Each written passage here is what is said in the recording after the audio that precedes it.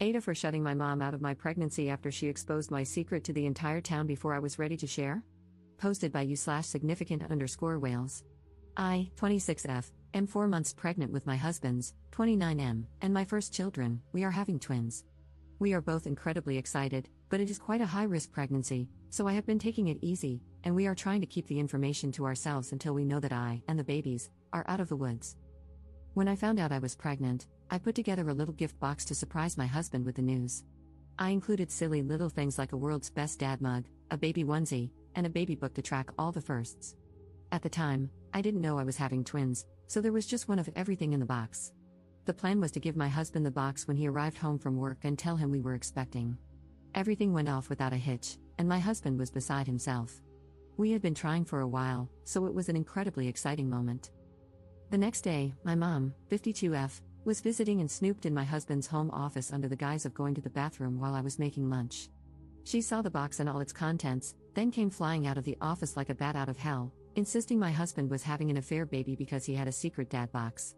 At first, I was so confused, but I eventually cleared it up and explained that I had made the box because my husband and I were expecting. My mom was ecstatic and immediately tried to call her best friend to share the news. I told her I wanted to wait until I was at least 3 months along before we started telling people and asked her to please keep the information to herself. Reddit, when I tell you that the whole community knows, it's because my mom told everyone, with a caveat that they also keep the secret. It's like middle school, and it's driving me crazy. Now my mom is constantly pestering me for updates from my doctor's appointments, and I haven't told her a thing. She doesn't even know we're having twins or that it's a high-risk pregnancy, yet she insists she should be privy to all the information as the baby's granny. She is also asked to be in the delivery room instead of my husband, which I quickly shut down. I just feel so defeated. I'm trying to rest, but the constant nagging from my mom and her friends, who all claim they haven't told a soul either, is exhausting. My husband does his best to intercept the relentless demands for information, but I'm starting to feel like it would be easier to just cave and tell my mom everything. Am I the jerk for keeping the information to myself and not letting my mother be involved in the growth and development of her first grandbaby? She sent me a text yesterday claiming it is her right as a loving parent to know about her child's and future grandchild's health. Update 1 day later. Thank you to everyone who helped me write down everything I wanted to say to my mom, gave me strength and support, and told me that I should not cave under any circumstances. It felt good to have so many people in my corner, and it did help steel my resolve. I had a chat with my husband, and we agreed that the two of us should meet my mom in a public place and have an actual conversation about things, rather than just sending a text, which she is very quick to dismiss. Unfortunately, this is not my first privacy-related issue with my mother, and she is very good at not seeing texts that address her behavior, but she cannot hide in a face-to-face setting. My husband and I met my mom at a local cafe this morning, and she was so excited to see us. I believe she thought this was a meeting to give her everything she wanted and more. She started by saying that she and her friends had been planning a baby shower and would like to know the gender, which was actually the perfect segue into my pre-planned speech. It was quite long and emotional, but the main points were, I love you and am really glad that you are so excited to be a granny, but I feel that you robbed husband and me of the chance to announce the pregnancy ourselves. I felt that it was inconsiderate to specifically go against what I had asked you, regardless of whether or not you think it was harmless. I felt that you crossed a line by A, snooping in my husband's office and B, making totally unfounded accusations of infidelity. Your actions have directly caused stress for me, and by extension, the baby. She is still unaware of the fact that I am having twins. We have had to have discussions about husband and me being entitled to our own privacy before. You have claimed that you will change, but we are now having the discussion again. So, until you can prove that you are trustworthy, we will not be sharing any news about the pregnancy or our lives as a whole. To say that my mom was unhappy would be an understatement, but she did not have much to say in defense of herself. Her main, and pretty much only, point was that she had shared the news because she was proud of me. She said that she meant no harm and could not understand why I was being so spiteful when her biggest crime was being excited to be a granny.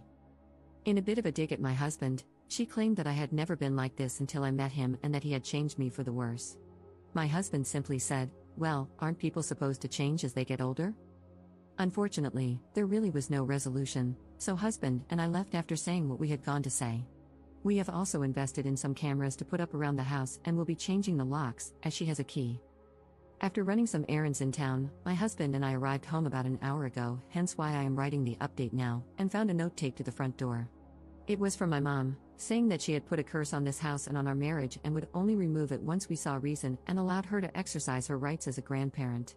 While my mom has always had a strong belief in magic and dark magic, this is the first time she has ever done something like this to me.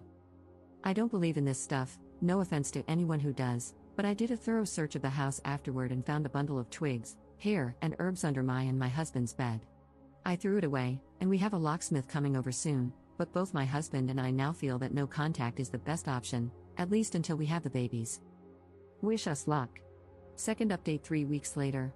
I wanted to quickly write this as a final update to my last 2 posts, especially because everyone was so kind to send me messages and suggestions. I had some people offer for my husband and me to stay with them while we found a new house, and I had lots of people with magic experience reach out to give me information about the kind of curse my mother could have put on my husband, the babies, and me. I'm lying in a hospital bed as I write this, and I am absolutely devastated to report that I have lost one of my babies. I suffered a rupture in the placenta, and the doctors could only do so much.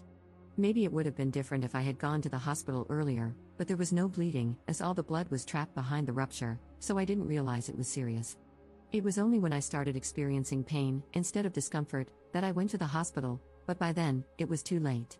My wonderful husband has not left my side through everything, and I am beyond grateful for his love and support. I do not know what I would do without him. My mother-in-law and father-in-law have flown in to support us, and we have collectively decided that once I am well enough to travel, my husband and I will relocate to be closer to my in-laws. My husband is an immigrant and has no ties to the area we live in.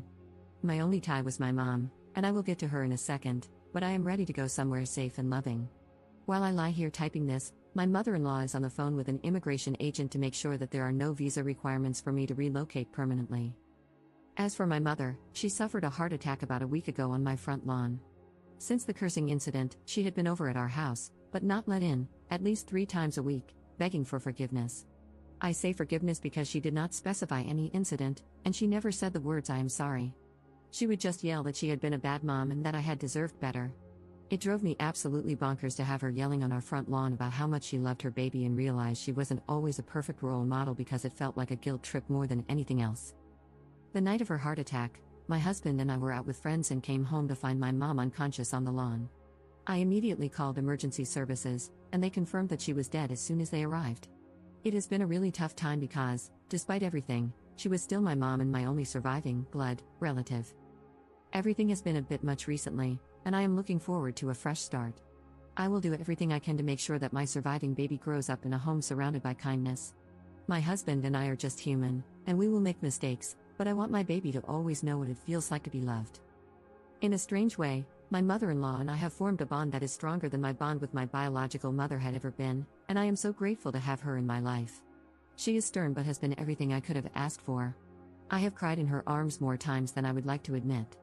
My father-in-law, on the other hand, is a bit gruff and not one for words, but he holds my hand every time my husband leaves the room or a doctor walks in, and I am so grateful for that small gesture of support. Despite everything around us at the moment, the 5 of us, husband, mother-in-law, father-in-law, baby, and me, have found solace in each other, and I am so grateful for my little family. This will be my final update, but please wish us luck on our journey together.